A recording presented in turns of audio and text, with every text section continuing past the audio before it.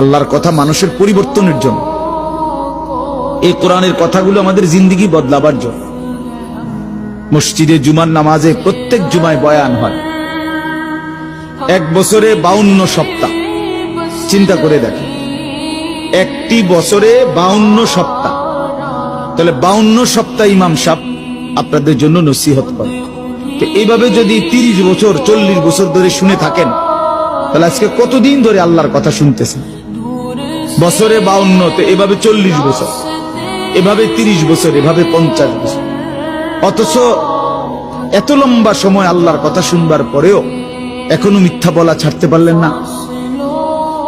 এত লম্বা সময় আল্লাহর কথা বলা শুনবার পরেও বিড়ি সিগারেট খাওয়ার অভ্যাসটা ছাড়তে পারলেন না। এত লম্বা সময় আল্লাহর কথা শুনবার পরেও চা দোকানের আড্ডা বন্ধ করতে পারলেন না।